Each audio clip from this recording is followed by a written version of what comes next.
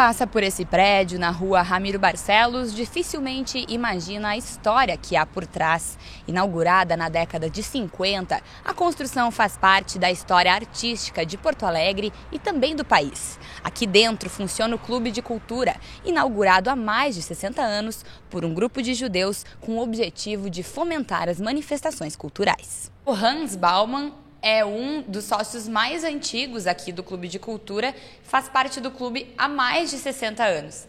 Seu Baumann, eu queria que o senhor explicasse o que são os judeus progressistas que fundaram e formaram esse clube lá nos anos 50.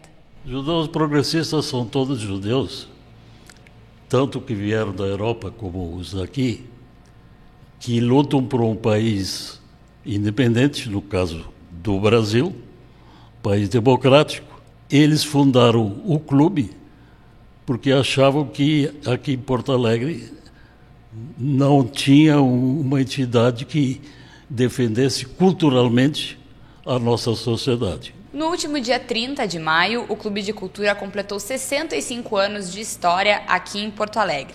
Hoje, o clube é uma mistura de gerações e um exemplo disso é o Airan, que é sócio desde 2002 e é o atual presidente do clube. Então, Airan, como que tu começou a se inserir nessa história? Assim, por que tu começou a fazer parte do clube? Na verdade, eu conheci o Baumann, né, me apresentaram ele e comentei, né, em casa que eu tinha conhecido ele. Minha mãe se criou aqui ao lado do clube. E comentou, o Baumann é uma pessoa interessante, ele tem história e tal, ajuda o Baumann, que é uma coisa boa. A característica principal aqui do clube são os eventos políticos culturais, que nós somos fortes nisso e somos bastante antigos e transmitimos à população e aos estudantes universitários e não universitários conhecimentos culturais, tanto da situação brasileira, sul-americana, e também internacional. Acho que o mais interessante é essa questão da democratização da cultura, de dar espaço para novos grupos, para novos pensadores, intelectuais. Acho que é importante o surgimento da Frente Gaúcha de Música Popular, em 67, né, que deu espaço para vários músicos surgirem na cena musical porto-alegrense, o Raul Elvanger, os irmãos Dorfman, o César e o Paulo Dorfman, o Cláudio Levitan, o Edgar Poser. Então, acho que isso foi uma questão importante, né? E depois também, nos anos 80, né, o surgimento dos textos do Caio Fernando Abreu e as primeiras montagens e estreias no Clube de Cultura. Na década de 60, a ditadura militar no Brasil foi uma ameaça à existência do local. Mas graças ao esforço da diretoria da época, o centro manteve os trabalhos e se tornou um exemplo de resistência. E a diretoria foi muito hábil em saber naquela época que não podia ficar com as minutas as atas, porque as atas falavam sobre tudo isso aí e podia ser considerado subversivo pelo novo comando da ditadura, né?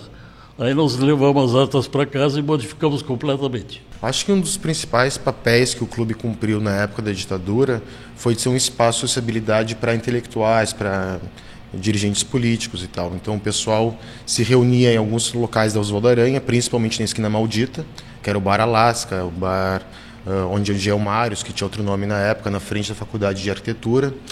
E esse pessoal começava a noite lá, mas vinha acabar no Clube de Cultura, que é um espaço que o pessoal discutia, inclusive política, né? Então tinha essa primeira resistência. E além disso, o clube ofereceu uma série de atividades, e a principal, né, e fundamental é a palestra em 66 do Vinícius de Moraes, no qual ele foi convidado pela diretoria do clube a dar uma palestra com cunho político, mas de certa forma velado. A crítica velada, uma crítica escamoteada à ditadura. Então o clube recebeu, se fala em 600 pessoas na época, se botou caixas de som para fora do clube, para que as pessoas pudessem participar dessa atividade, né? Nasceram aqui uma série de intelectuais, como o Jorge Furtado, que com 17, 18 anos veio para cá, trabalhou com a parte artística, pintura, e também fundou o primeiro grupo de cinema aqui no clube. O auditório Henrique Scliar, que homenageia um dos fundadores do Clube de Cultura, foi inaugurado em 1958 e era o principal local dos acontecimentos. Nesse palco já passaram nomes como Elis Regina, Vinícius de Moraes, Caio Fernando Abreu e Ney Lisboa. Mas por necessidade de reformar as estruturas, o teatro está fechado há 3 anos. Captar recursos para a reabertura do local é um dos principais objetivos da diretoria atual. Falta recursos, falta sócios para colaborar com o clube, que isso é importante para o clube ter um capital fixo, que a gente possa contar tanto por mês nós temos, né? Isso é importante. E para viabilizar a reforma, a gente conta com doações, mas a gente tem o interesse, que é fundamental, de entrar nas leis de incentivo. Então, esse ingresso nas leis de incentivo, seja no Funproarte, na Rouanet, na LIC, ou ao financiamento direto da Petrobras, né, são fundamentais para a gente, para viabilizar uma reforma total do auditório. Né.